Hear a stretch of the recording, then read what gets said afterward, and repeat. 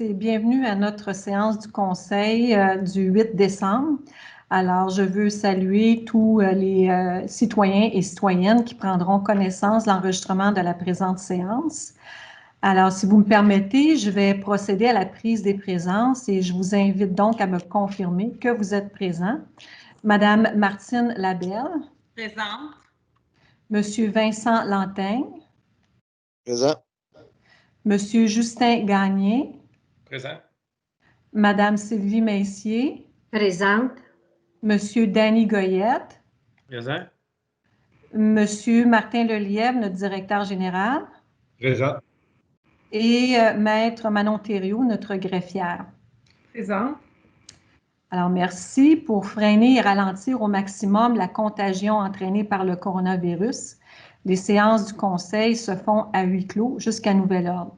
Pour assurer la transparence des séances qui, en vertu de la loi, doivent être publiques, la Ville de Saint-Philippe a décidé de procéder à la publication d'un enregistrement audio et une tentative de vidéo ce soir. Alors, cet enregistrement sera donc accessible sur notre site Internet dès demain.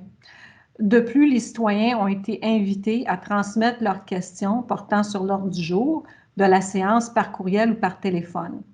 L'ordre du jour a été diffusé en ligne et les citoyens ont eu la possibilité d'adresser leurs questions jusqu'à midi aujourd'hui. Les questions des citoyens seront traitées à la période de questions. Alors, on débute au point 1.1. Alors, nous approuvons l'ordre du jour de la présente séance. Madame Labelle. Je propose d'approuver l'ordre du jour de la présente séance ordinaire.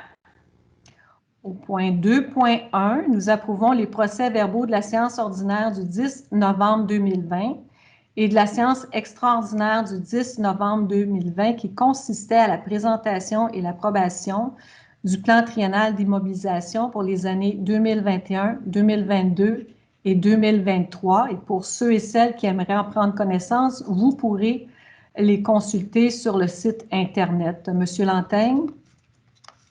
Je propose au Conseil d'approuver le procès-verbal de la séance ordinaire du 10 novembre 2020 ainsi que le procès-verbal de la séance extraordinaire du 10 novembre 2020. 2.2, nous adoptons le calendrier pour les séances de Conseil de l'année 2021. Madame Messier. Considérant qu'en vertu de l'article 319 de la loi sur les cités et villes, le Conseil doit établir, avant le début de chaque année civile, le calendrier de ces séances ordinaires en fixant le jour et l'heure du début de chacune. En conséquence, je propose que le Conseil établisse le calendrier 2021 des séances ordinaires du Conseil municipal selon ce qui suit. Mardi, le 19 janvier 2021 à 19 h, mardi, le 9 février 2021, 19 h, mardi, le 9 mars 2021, 19 h, mardi, le 13 avril 2021 à 19 h, mardi, le 11 mai 2021 à 19 h, mardi, le 8 juin 2021 à 19 h, mardi le 13 juillet 2021 à 19 h, mardi le 24 août 2021 à 19 h, mardi le 14 septembre 2021 à 19 h, mardi le 5 octobre 2021 à 19 h, mardi le 16 octobre 2021 à 19 h, le mardi le 14 décembre 2021 à 19 h. Merci. Au 2.3, nous déclarons de potentiellement dangereux le chien de M. Kevin Bisson de race Pitbull de couleur beige et nous ordonnons à M. Bisson de se conformer dès la réception de cette résolution aux ordonnances émises en vertu du règlement d'application de la loi visant à favoriser la protection des personnes par la mise en place d'un encadrement concernant les chiens. Monsieur Gagné. Oui. Considérant le règlement numéro 10-16-00 RIP relatif aux animaux adoptés par la Ville de Saint-Philippe le 10 mai 2016 et entré en vigueur le 17 juin 2016, considérant que le 13 juin 2018, l'Assemblée nationale a adopté la loi visant à favoriser la protection des personnes par la mise en place d'un encadrement concernant les chiens, le RL-RQ C.P-38-002, considérant que la loi permet au gouvernement d'établir par règlement des normes relatives à l'encadrement et à la possession des chiens et les pouvoirs qu'une municipalité locale peut exercer à l'égard d'un chien ou de son propriétaire ou gardien, ainsi que les modalités de l'exercice de ces pouvoirs. Considérant qu'afin de mettre en œuvre cette loi, le règlement d'application de la loi visant à favoriser la protection des personnes par la mise en place d'un encadrement concernant les chiens RL RQ CP-38.002 a été édicté le 20 novembre 2019 et est entré en vigueur le 3 mars 2020. Considérant que la loi attribue aux municipalités locales la responsabilité d'appliquer à toute personne sur leur territoire le règlement et tout règlement pris en application de la loi. Considérant les événements décrits au rapport d'infraction générale de la Régie intermunicipale de la police de Roussillon numéro RPR-20072-005, considérant le rapport d'examen réalisé le 2 octobre 2020 par le vétérinaire Dr. Anne-Marie Gagnon et les recommandations s'y trouvant concernant le chien de M. Kevin Bisson. Considérant les événements décrits au second rapport d'infraction générale de la Régie intermunicipale de la police Roussillon numéro RPR-201-004-010, considérant que le 5 novembre 2020, conformément au règlement, avant de déclarer un chien potentiellement dangereux et émettre des ordonnances, la Ville a informé le propriétaire du chien de son intention ainsi que des motifs sur lesquels celle-ci est fondée. Il lui a indiqué qu'il pouvait présenter des observations et produire les documents pour compléter son dossier, et ce, dans un délai de 20 jours. Considérant que le propriétaire du chien a omis et ou refusé de présenter des observations dans les délais impartis, considérant qu'en regard des documents dont la Ville a pris connaissance, celle-ci est d'avis qu'il existe des motifs raisonnables de croire que le chien constitue un risque pour la santé ou la sécurité publique, considérant que conformément au règlement, la Ville de Saint-Philippe peut, lorsque les circonstances le justifient, ordonner au propriétaire ou gardien d'un chien de soumettre le chien à une ou plusieurs des normes prévues à la section 4 du règlement ou à toute autre mesure qui vise à réduire les risques que constitue le chien pour la santé ou la sécurité publique. En conséquence, je propose de déclarer potentiellement dangereux le chien de M. Kevin Bisson, nommé Grégoire, de race Pitbull de couleur beige. Ordonner à M. Kevin Bisson de se conformer, et ce, dès la réception de la présente résolution aux ordonnances énumérées ci-après. Procéder à l'enregistrement de son chien auprès de la Ville de Saint-Philippe et acquitter les frais annuels afférents. Maintenir en tout temps le statut vaccinal du chien à jour contre la rage. Maintenir en tout temps le chien dans un environnement fermé lorsqu'il n'est pas sous surveillance. Garder en tout temps le chien au moyen d'un dispositif qui l'empêche de sortir des limites d'un terrain privé qui n'est pas clôturé ou la clôture n'y permet pas de l'y contenir. Apposer la fiche qui serait fournie par la Ville dans un endroit permettant d'annoncer à une personne qui se présente sur son terrain la présence d'un chien potentiellement dangereux. Proscrire toute garde du chien en présence d'enfants de 10 ans et moins et d'autres animaux sans la supervision constante d'une personne âgée de 18 ans et plus. Proscrire toute fréquentation d'aires d'exercice canin en compagnie du chien. Maintenir en tout temps dans un lieu public le chien au moyen d'une laisse d'une longueur maximale de 1,25 m, tenu par une personne âgée de 18 ans et plus, capable de maîtriser un harnais de type Easy Walk ou Freedom, peut être utilisé pour un meilleur contrôle du chien, du même qu'un Gentle Leader ou un Healthy Head Collar. En tout temps, dans un lieu public, s'assurer que le chien porte une muselière panier installée préalablement à la sortie de son habitation. D'ordonner à M. Kevin Bisson de se conformer, et ça dans un délai de 30 jours, suivant la réception de la présente résolution aux ordonnances énumérées ci-après. Procéder à la stérilisation du chien. Procéder à la pose d'une microprusse par un vétérinaire. procéder à un examen de santé complet ainsi qu'un bilan sanguin complet comprenant une hématologie, une biochimie et une évaluation de la fonction thyroïdienne, procéder à une évaluation par un vétérinaire spécialiste et comportement animal dans le but de déterminer la nécessité ou pas d'un traitement pharmacologique ou d'une thérapie comportementale à l'égard du chien, inscrire le chien à des cours d'éducation canine basés sur la motivation et le renforcement positif, conformément aux dispositions pénales contenues au règlement, à défaut de se conformer aux ordonnances contenues la présente résolution dans le délai imparti, le propriétaire du chien, M. Kevin Bisson, s'expose à une amende de 1 000 $ jusqu'à 10 000 $ pour une première infraction en cas de récidiviste. L'amende récidive, l'amende est portée au double. 2.4, nous proclamons la ville de Saint-Philippe, municipalité alliée contre la violence conjugale. Monsieur Goyette. Oui. Considérant que la Charte des droits et libertés de la personne reconnaît que tout être humain a droit à la vie ainsi qu'à la sûreté, à l'intégrité et à la liberté de sa personne, l'article 1. Considérant que c'est dans la sphère privée que ce droit est le plus menacé pour les femmes et qu'en 2014, les services de police du Québec ont enregistré 18 746 cas d'infraction contre la personne en contexte conjugal.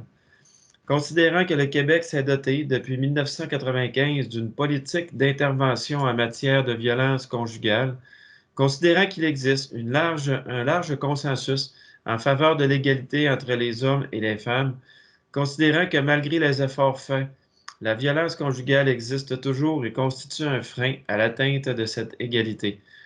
Considérant que lors des 12 jours d'action pour l'élimination de la violence envers les femmes, du 25 novembre au 6 décembre, des actions ont lieu à travers le Québec. Considérant comme gouvernement de proximité, il y a lieu d'appuyer les efforts du regroupement des maisons pour femmes victimes de violences conjugales et de ses maisons membres pour sensibiliser les citoyennes et les citoyens contre la violence conjugale. En conséquence, je propose de proclamer la ville de Saint-Philippe municipalité alliée contre la violence conjugale. 2.5, nous modifions la résolution 20-02-023 concernant l'entente intermunicipale entre la ville de Saint-Philippe et la municipalité de Saint-Mathieu qui concerne le développement domiciliaire provençal, la chevalerie, pour y préciser que pour la propriété située au 23 rang Saint-André, l'entente ne concerne que le bâtiment résidentiel existant sur cette propriété. Madame Labelle. Je propose de modifier la résolution numéro 20-02-023, entente intermunicipale entre la ville de Saint-Philippe et la municipalité de Saint-Mathieu concernant le développement domiciliaire provençal par l'insertion entre le 4e et le 5e considérant du texte suivant. Considérant toutefois que la propriété située au 23 rang Saint-André comporte une très grande superficie, considérant que cette propriété pourrait faire l'objet d'un développement domiciliaire dans le futur, considérant qu'il est nécessaire de préciser que l'entente ne concerne que le bâtiment résidentiel existant sur cette propriété à la date d'adoption de la présente résolution. En conséquence, non, c'est beau. 2.6, c'est une correction concernant, dans le texte, la résolution 20-09-243 qui a été adoptée par le Conseil le 8 septembre 2020 concernant les travaux de pavage des accotements de la route sur Édouard 7. Monsieur Gagné. Oui, je propose de modifier la résolution numéro 20-09-243, octroi de contrat travaux de pavage des accotements de la route Édouard 7, appel d'offres GEN-2020-09 par le remplacement du dernier alinéa de la résolution par le suivant.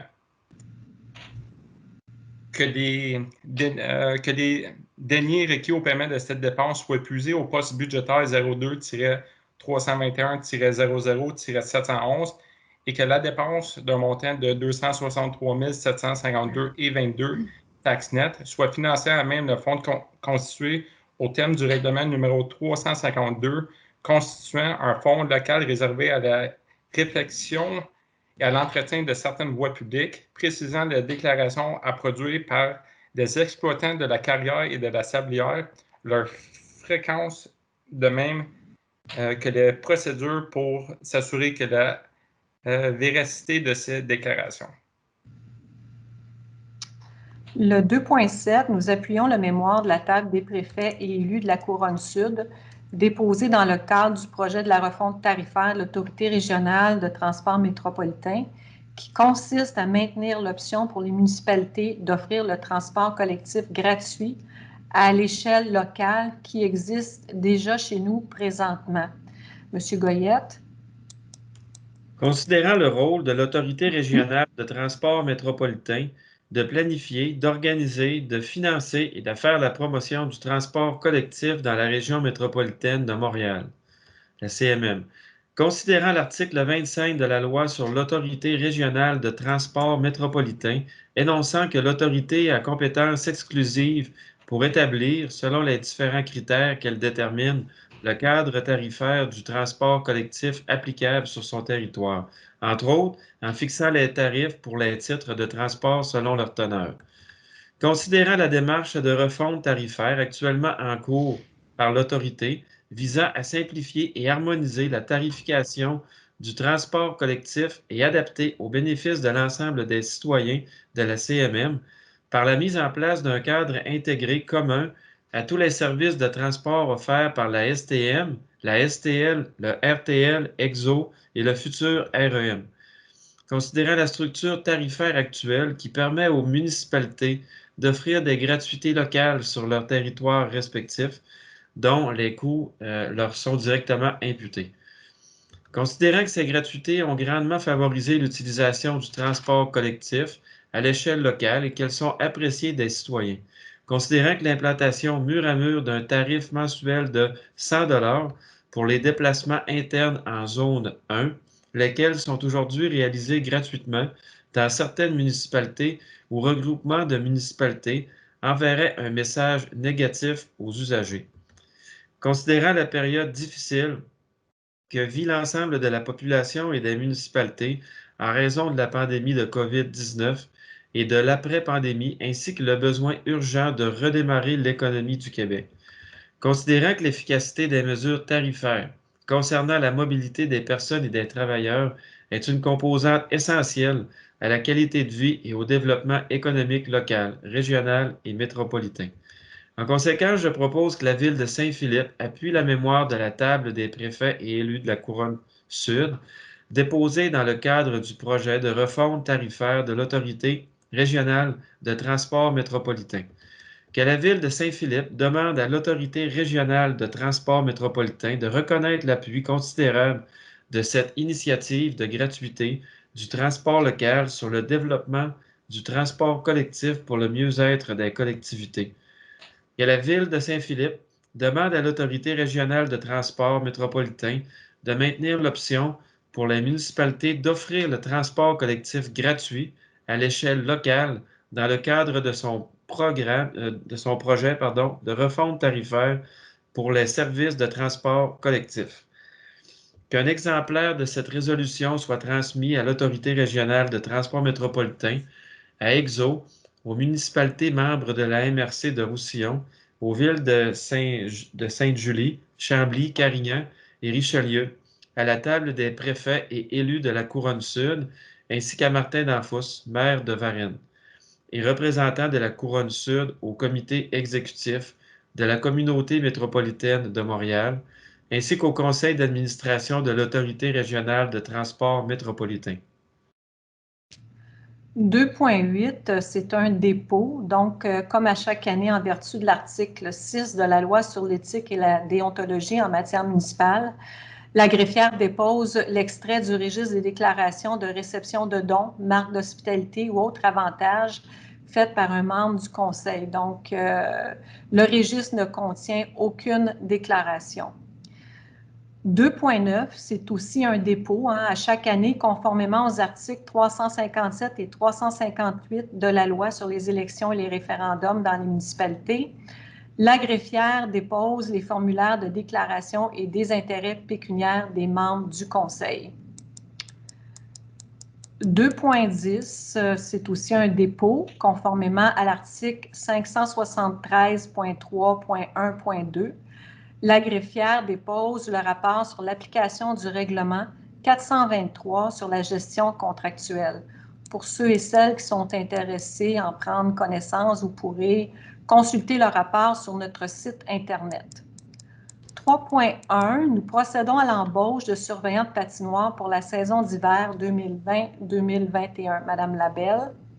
Considérant qu'il est nécessaire de procéder à l'embauche de surveillants de patinoire étudiants au service des loisirs, de la culture et de la vie communautaire, afin d'assurer un service pendant les heures d'ouverture de la patinoire au parc Gérard-Laframboise au cours de la saison hivernale 2020-2021.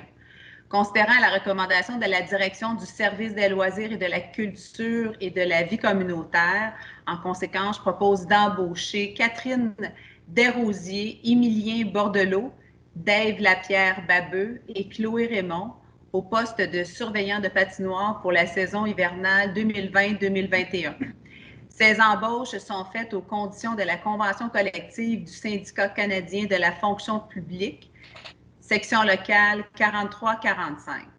Le salaire qui leur est attribué est celui de l'échelon 1 de l'échelle salariale des professeurs et animateurs loisirs 2020-2025 approuvé en vertu de la résolution 19-12-281.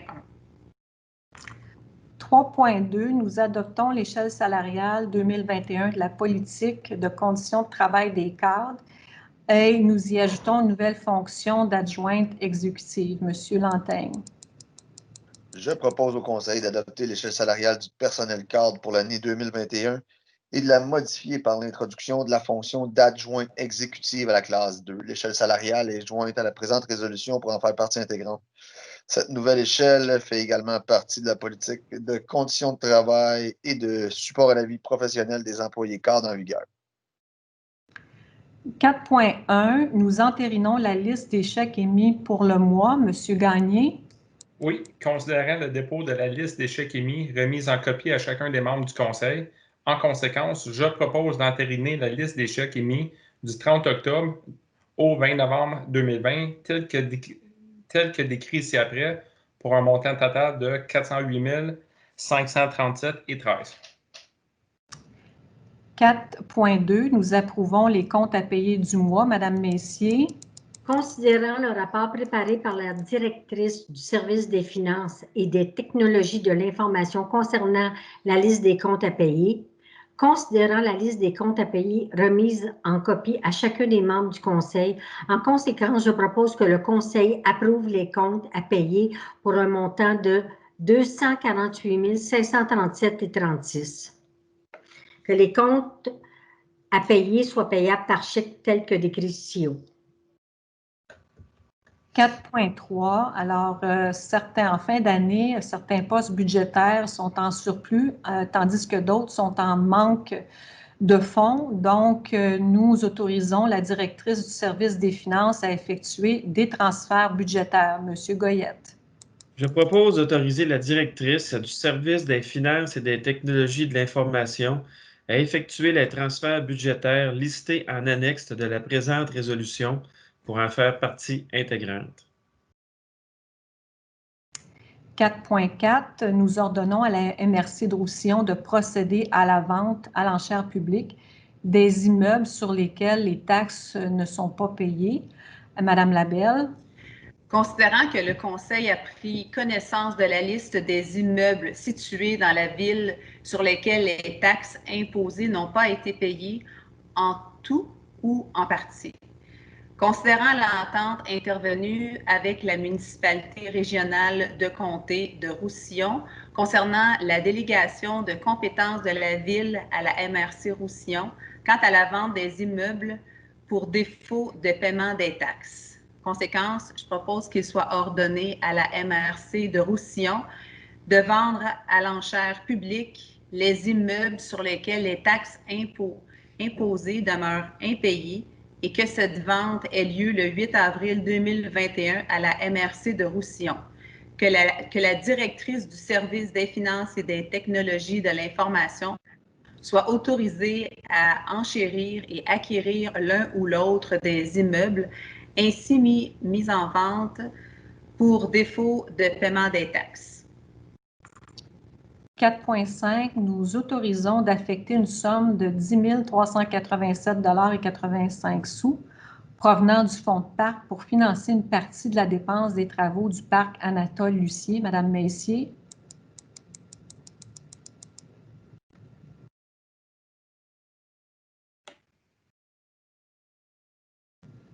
Madame Messier, est-ce que oui, ça fonctionne? Considérant les travaux de réaménagement maintenant finalisés du parc Anatole-Lucier, considérant qu'il est nécessaire de financer une partie de la dépense relative à ces travaux autrement que par le règlement d'emprunt numéro 426 adopté à cet effet.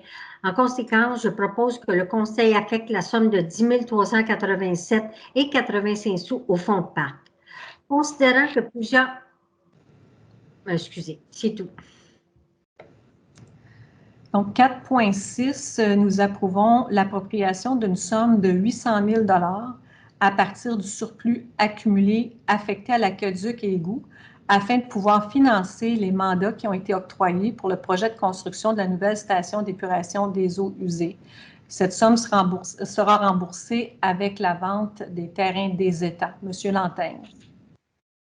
Considérant que plusieurs mandats ont été octroyés dans le cadre du projet de construction de la nouvelle station d'épuration des eaux usées, je propose au Conseil d'approprier une somme de 800 000 $ à partir du surplus accumulé affecté à Aqueduc Égout afin de pouvoir au financement de ce projet. 4.7, nous approuvons le budget de la Régie de police Roussillon au montant de 24 337 010. La quote-part de la ville de Saint-Philippe étant de 1 411 189 $. Monsieur Lantaigne. Considérant que la Régie intermunicipale de police Roussillon a adopté son budget pour l'exercice 2021 et qu'il a été transmis à la ville pour approbation, je te propose donc au Conseil d'approuver les prévisions budgétaires 2021 de la Régie intermunicipale de police Roussillon au montant de 24 337 010 $. La quote-part de la ville de Saint-Philippe y étant fixée à 1 411 189 $.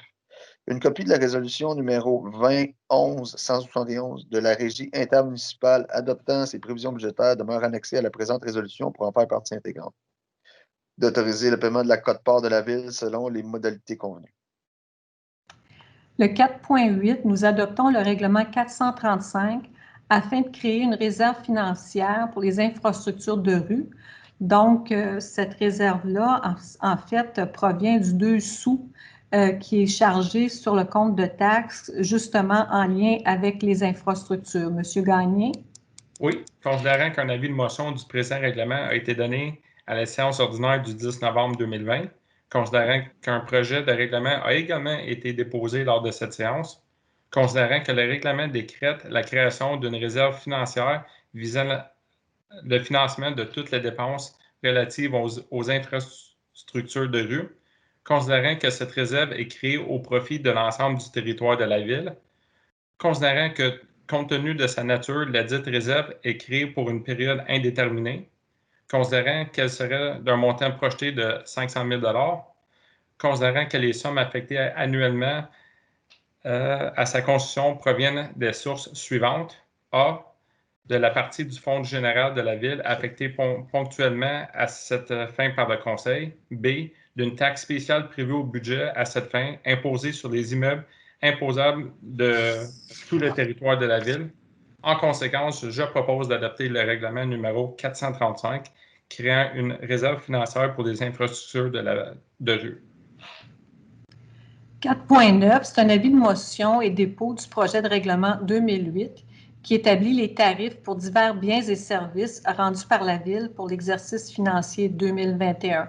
On parle, entre autres, des coûts d'abonnement à la bibliothèque pour les non-résidents, des coûts de remplacement de documents perdus. C'est des coûts dans ce sens-là. Alors, M. Goyette?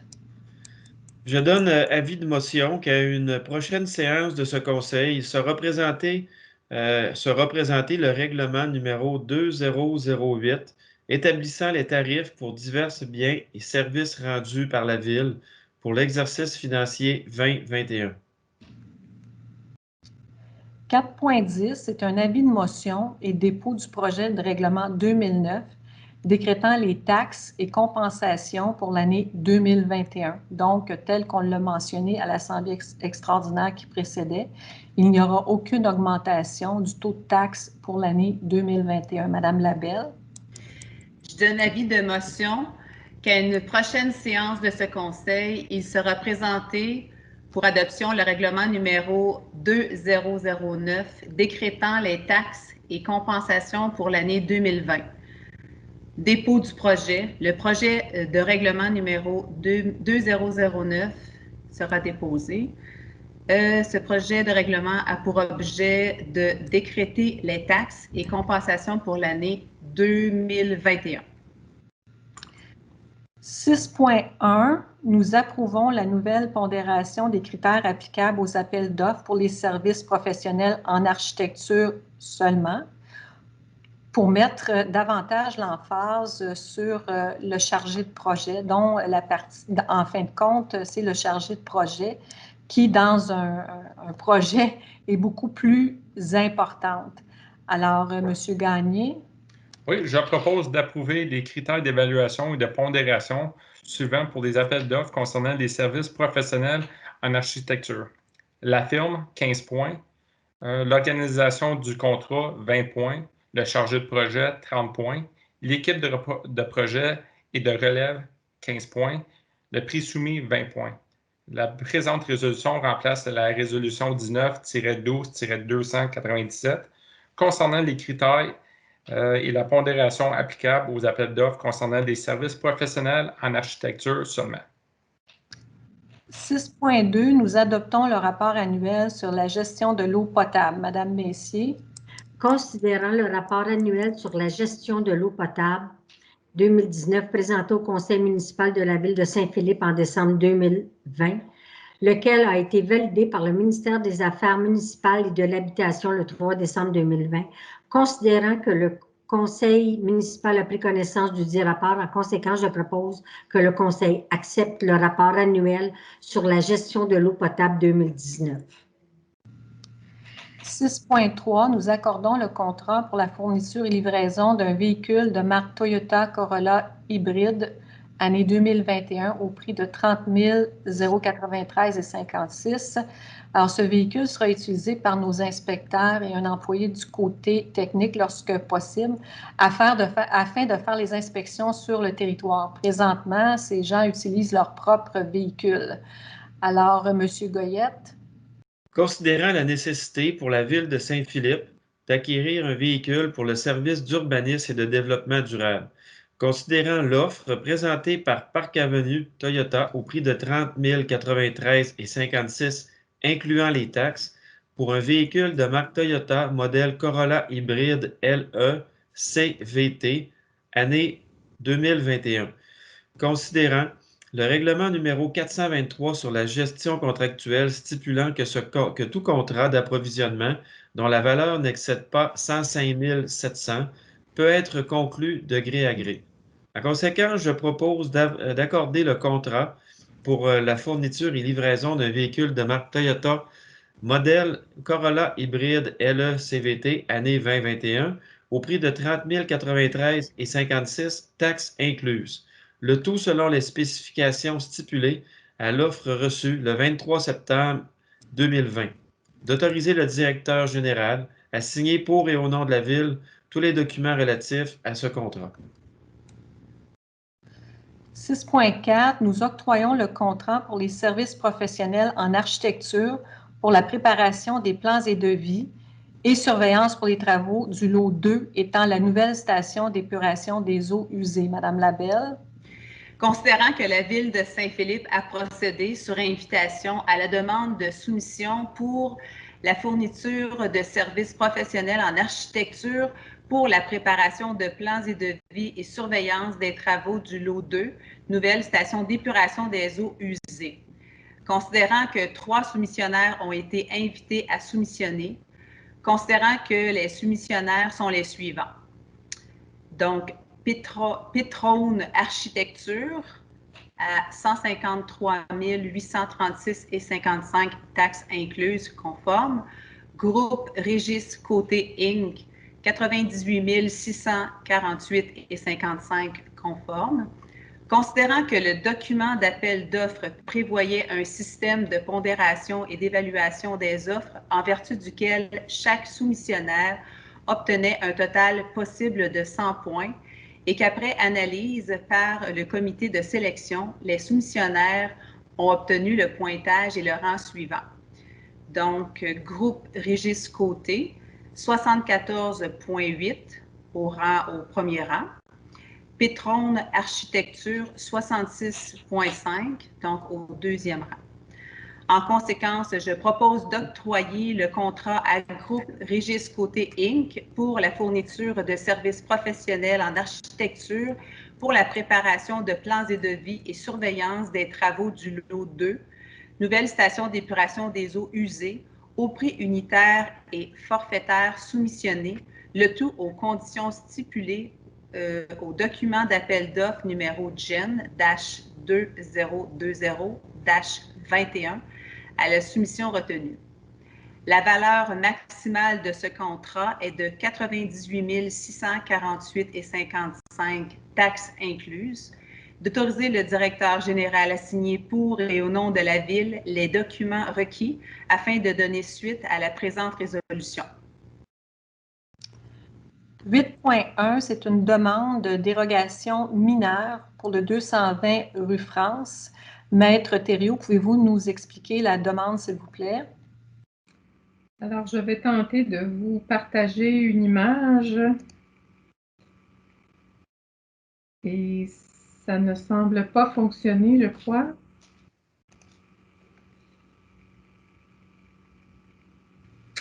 Je vais simplement vous la décrire. Alors, la demande présentée concerne l'implantation dérogatoire d'une maison mobile qui est implantée à une distance de 5,6 mètres de la ligne avant plutôt qu'à 6 mètres, tel que prescrit à la grille des usages et des normes de la zone H19 du règlement de zonage numéro 401.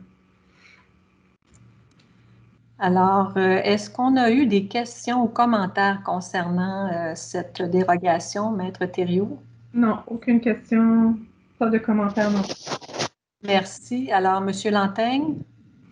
Considérant qu'en vertu de l'arrêté 2020-074 pris par le ministre de la Santé et des Services sociaux le 2 octobre 2020, les séances du conseil municipal doivent se tenir sans la présence du public dans les municipalités situées en zone rouge, dont fait partie la ville de Saint-Philippe. Considérant que cet arrêté prévoit que toute procédure autre que référendaire qui fait partie du processus décisionnel d'un organisme municipal et qui implique le déplacement ou le remplacement de citoyens, le rassemblement de citoyens doit être remplacé par une consultation écrite. Considérant qu'en vertu de la loi sur l'aménagement et l'urbanisme, tout intéressé peut se faire entendre par le conseil lorsque ce dernier doit statuer sur une demande de dérogation mineure. Considérant que la possibilité de se faire entendre a été remplacée par une consultation écrite annoncée par un avis public préalable de 15 jours et que les membres du conseil ont été informés qu'aucun commentaire ou question n'ont été formulés par les citoyens à l'égard de la présente demande de dérogation mineure. Considérant la demande de dérogation mineure concernant l'immeuble situé au 220 rue France sur le lot 2 714 725 du cadastre du Québec, considérant qu'un avis a été affiché et publié en conformité avec le règlement sur les dérogations mineures et l'arrêté 2020-074, considérant la recommandation du comité consultatif d'urbanisme 2011-1806, dossier DM 2020-095, je propose au conseil que le préambule fasse partie intégrante de la présente résolution, d'accorder la dérogation mineure pour l'immeuble situé au 220 rue France sur le lot 2 714 725 du cadastre du Québec dans la zone H19, ayant pour objet d'autoriser le maintien de la maison mobile implantée à une distance de 5,6 mètres de la ligne avant de terrain. 8.2, c'est une autre demande de dérogation mineure pour le 60 rue Chénier. Alors, Maître Thériault, pouvez-vous nous expliquer la demande, s'il vous plaît? Donc, essentiellement, la demande présentée concerne l'emplacement dérogatoire des entrées électriques qui sont installées sur le mur du bâtiment principal qui donne sur la voie de circulation et ça contrevient à l'article 1282 du règlement de zonage numéro 401. Parfait. Alors, merci. Je pense qu'on n'a reçu aucun commentaire ou question de la part des citoyens. Effectivement, ni commentaire ni question. Alors, M. Gagné. Oui, considérant qu'en vertu de l'arrêté 2020-074 pris par la ministre de la Santé et des Services sociaux le 2 octobre 2020 par les séances du conseil municipal doit se tenir sans la présence du public dans les municipalités situées en zone rouge, dont fait partie la ville de Saint-Philippe, considérant que cet arrêté prévoit que toute procédure autre que référendaire qui fait partie du processus décisionnel d'un organisme municipal et qui implique le déplacement ou le rassemblement de citoyens doit être remplacé par une consultation écrite, considérant qu'en vertu de la loi sur l'aménagement et l'urbanisme, tout intéressé peut se faire entendre par le conseil lorsque ce dernier doit statuer sur une demande de dérogation mineure, considérant que la possibilité de se faire entendre a été remplacée par une consultation écrite, annoncée par un avis public préalable de 15 jours et que les membres du conseil sont informés qu'aucun commentaire ou question n'ont été formulés par les citoyens à l'égard de la présente demande de dérogation mineure. Considérant la demande, décision du conseil, considérant la demande de dérogation mineure concernant l'immeuble situé au 60 rue Chagny sur le lot 6 290 198 du cadastre du Québec, considérant qu'un avis a été affiché et publié en conformité avec le règlement sur les dérogations mineures et l'arrêt 2020-074, considérant la recommandation du CCU, Comité consultatif d'urbanisme, 2020-11-18-06, dossier DM-2020-095. En conséquence, je propose que le préambule fasse partie intégrante de la présente résolution, d'accorder la dérogation mineure pour l'immeuble situé au 60 rue Chagny sur le lot 6 298 198 du cadastre du Québec, dans la zone H26, ayant pour objet d'autoriser le maintien des entrées électriques sur le mur du bâtiment principal donnant sur une voie de circulation, et ce conditionnement à ce que les mâts électriques soient recouverts d'un revêtement métallique s'agençant au revêtement extérieur et qu'une végétation dense atteigne au minimum 2 mètres de la hauteur soit implantée afin de cacher efficacement l'écouteur de la voie publique, et ce, dans le respect des normes imposées par Hydro-Québec. 8.3, c'est une modification de l'ensemble du texte de la résolution 19-07-159 adoptée par le conseil municipal en date du 9 juillet 2019. Alors, une erreur de transcription s'est glissée au niveau du numéro de lot dans le texte. Madame Messier. Considérant qu'une erreur de transcription s'est glissée dans le texte de la résolution numéro 19-07-159 adoptée par le conseil municipal en date du 9 juillet 2019, considérant que la dérogation mineure concernant le projet concernant le lot projeté de 6 325 463 et non le lot 6 325 462 du cadastre du Québec. En conséquence, je propose de modifier en conséquence l'ensemble du texte de la résolution numéro 19-07-159 de façon à ce qu'il concerne le lot projeté 6 325 463 du cadastre du Québec. 8.4, nous procédons à l'approbation des recommandations du comité consultatif d'urbanisme. Monsieur Goyette. Je propose d'approuver les recommandations du comité consultatif d'urbanisme pour les demandes de permis assujetties au règlement 408 relatif au plan d'implantation et d'intégration architecturale, conformément au procès-verbal de la réunion du comité consultatif d'urbanisme tenue le 18 novembre 2020, selon ce qui suit. Nous avons un permis, pour les permis de construction, un unifamilial situé au 470 rue de Gaulle Sud, approuvé. un unifamilial isolé situé au 490 rue de Gaulle Sud, approuvé. Nous avons également un permis d'agrandissement pour un unifamilial isolé situé au 63 rue des Ormes Ouest, approuvé conditionnellement à ce que les fenêtres du deuxième étage de la façade arrière soient repeintes de couleur noire afin de s'agencer aux couleurs des ouvertures de l'agrandissement.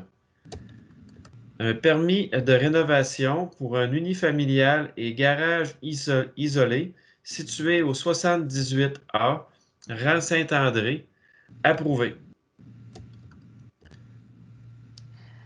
8.5, nous adoptons une résolution de contrôle intérimaire pour le secteur Sanguinet, zone C30 et C14. Donc, une résolution de contrôle intérimaire nous permet là, de geler les émissions de permis de lotissement ou de construction pour une période de 90 jours pour nous permettre de mieux analyser l'aménagement et le développement du secteur. Alors, Madame Labelle. Considérant que la ville de Saint-Philippe est actuellement en processus de révision complète de son plan et de sa réglementation d'urbanisme, considérant que ce processus comprend notamment une réévaluation des usages et des normes de zonage applicables dans le secteur d'affectation commerciale du chemin Sanguinet, considérant la volonté du Conseil d'optimiser la mise en valeur de cette entrée de ville, considérant l'importance de se doter d'un secteur commercial adapté au milieu, considérant l'importance pour la ville de débattre des enjeux liés à l'aménagement et au développement de cette artère principale, considérant que l'émission de permis de lotissement ou de construction conforme au règlement en vigueur pour les zones C14 et C30 risquerait de modifier les paramètres et les hypothèses de travail à la base de la révision réglementaire. Considérant que le secteur commercial du chemin Sanguinet se trouve dans une affectation multifonctionnelle telle que définie dans le schéma d'aménagement révisé par la MRC du Roussillon, considérant que le Conseil de la Ville peut, par résolution en vertu des articles 112 et 112.1 de la Loi sur l'aménagement de l'urbanisme, d'interdire les nouvelles utilisations du sol, les nouvelles constructions, les demandes d'opérations cadastrales et le morcellement de l'eau fait par aliénation pour des parties de son territoire. Considérant qu'une résolution de contrôle intérimaire a une durée de 90 jours et qu'elle peut être modifiée ou remplacée par une autre résolution. En conséquence, je propose d'adopter une résolution de contrôle intérimaire visant à interdire toute nouvelle utilisation du sol, nouvelle construction, demande d'opération cadastrale et morcellement de l'eau faite par aliénation dans les zones C14 et C30. Toutefois, cette interdiction ne vise pas un nouveau bâtiment accessoire ou construction accessoire non assujetti au règlement 408 relatif au plan d'intégration et d'implantation architecturale PIA. Une opération cadastrale d'annulation, de correction ou de remplacement de numéro de lot n'entraînant aucune augmentation du nombre de lots.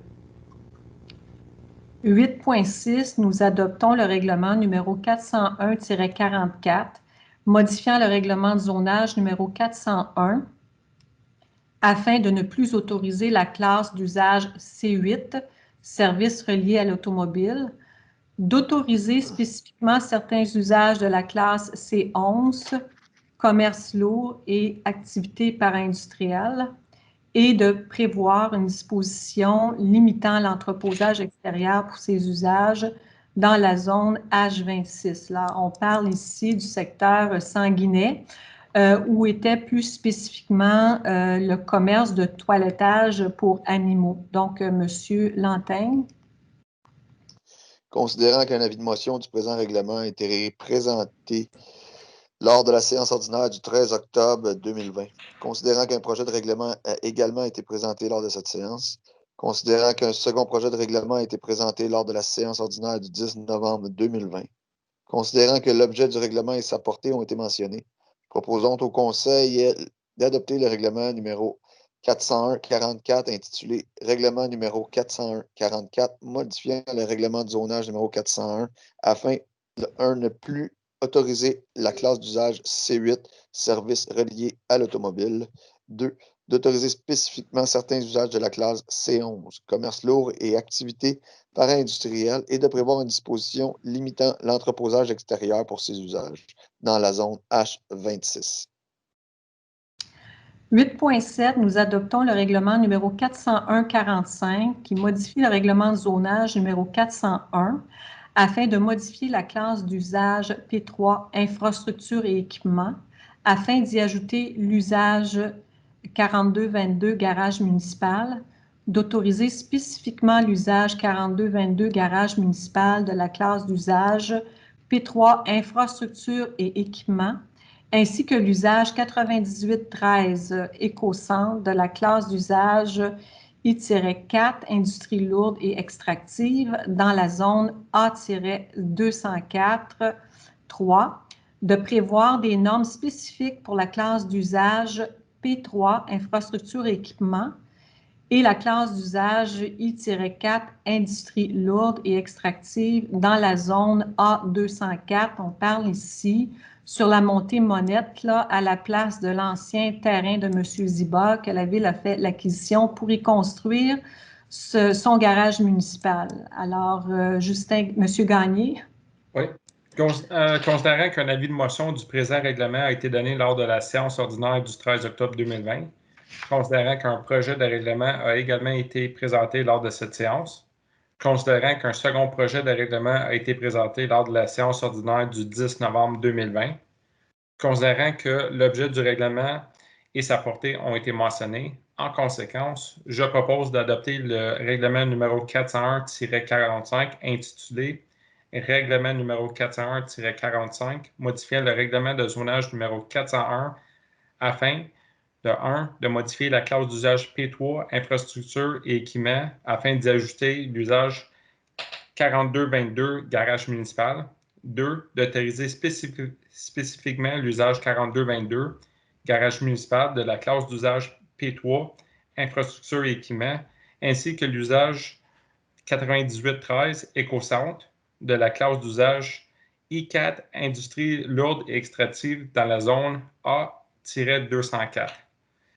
3. De prévoir des normes spécifiques pour la classe d'usage P3, infrastructure et équipement, et la classe d'usage I4, industrie lourde et extractive, dans la zone A-204. Alors, on passe au point 9.2. J'ai quelques informations pour vous. Alors, je vous invite, durant la période des fêtes, et ça jusqu'au 7 janvier, d'aller faire un tour sur notre passerelle qui s'est revêtue d'une nouvelle tenue pour cette période des fêtes. Allez prendre une promenade et je pense que vous allez découvrir le décor enchanteur. La Ville de Saint-Philippe présente un projet pilote qui autorise le stationnement hivernal sur les rues des Catalpas, des Mélèzes, des Cypresses et des Aubépines, sauf lors de diffusion d'un avis de déneigement. Donc, outre les 4 rues qui sont visées par le projet pilote, il demeure interdit de stationner un véhicule routier dans les rues entre minuit et 7 heures jusqu'au 1er avril 2021 sur notre territoire. Une tolérance est toutefois accordée la nuit du vendredi au samedi, la nuit du samedi au dimanche, ainsi que pour la période des fêtes du 23 décembre au 3 janvier, à la condition naturellement qu'il n'y ait pas de chute de neige, de verglas ou de grésil qui nécessitent des opérations d'entretien hivernal dans nos rues. Il y aura des collectes spéciales durant la période des fêtes. Donc, les collectes du bac bleu du vendredi 25 décembre 2020 et 1er janvier sont déplacées au samedi 26 décembre 2020 et 2 janvier 2021. La collecte spéciale de surplus de carton aura lieu le vendredi 8 janvier et la collecte de sapins est prévue pour les 11, 12 et 18 et 19 janvier 2021. Je vous invite à aller sur le site de la MRC Roussillon pour prendre connaissance de la campagne de Noël C'est local. Alors, participer au concours Offrir local, c'est gagnant. Vous pourriez gagner l'équivalent en argent de vos achats. Le concours a lieu jusqu'au 31 décembre. L'inscription au concours se fait en ligne et contactez les féeriques de Roussillon si jamais vous avez besoin d'idées de cadeaux à offrir. Si vous avez manqué la guignolée qui a eu lieu le 6 décembre, le service d'entraide vous invite à déposer vos denrées non périssables au point de service jusqu'au 17 décembre, donc au service des loisirs, de la culture et de la vie communautaire. Vous pouvez sonner à la porte, on va pouvoir vous ouvrir. Et à la pharmacie Uniprix au 175 chemin Sanguinet. Les dons en argent sont acceptés, donc vous pouvez contacter le service d'entraide pour tous les détails. Il y aura quelques activités spéciales durant la période des fêtes, entre autres le concours de Philippin le Lutin. Il y aura un bon Noël littéraire à gagner. Vous pouvez emprunter des livres, des revues ou des jeux de société avec le service de cueillette sans contact. Et la programmation d'hiver est sortie. Consultez l'écofil numérique sur notre site Internet. Tous les cours seront offerts à distance. Les inscriptions débutent le 11 janvier.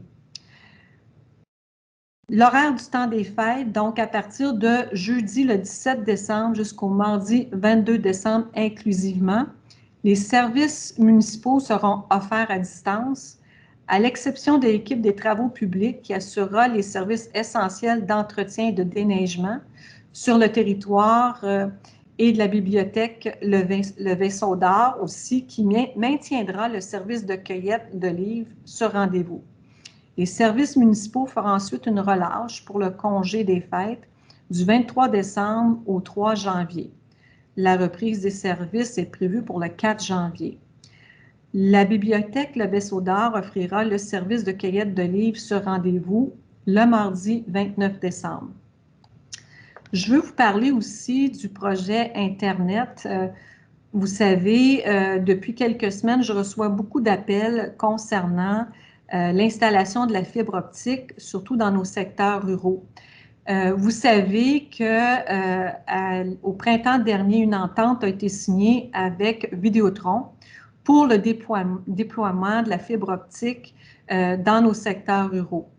À l'heure actuelle, il y a quelques semaines, j'ai contacté Vidéotron. Ils sont à voir toutes les infrastructures dans le secteur. Et je vous dirais qu'en début d'année, on devrait recevoir un plan qui va nous démontrer, en fait, qui va nous informer des endroits qui seront desservis en premier avec les dates du déploiement. Donc, je travaille toujours. J'ai quand même eu des contacts aussi avec notre député fédéral pour tenter de faire avancer le projet parce qu'on sait qu'en période de pandémie, les gens ont besoin d'avoir ce service, puis on en est très, très conscient. Donc, on essaie de mettre tous les efforts possibles avec notre député fédéral pour tenter de faire devancer ce service-là qui nous sera offert par Vidéotron. Ça fait le tour des informations. Alors, Maître Thériault, est-ce que nous avons reçu des questions de citoyens pour la période de questions?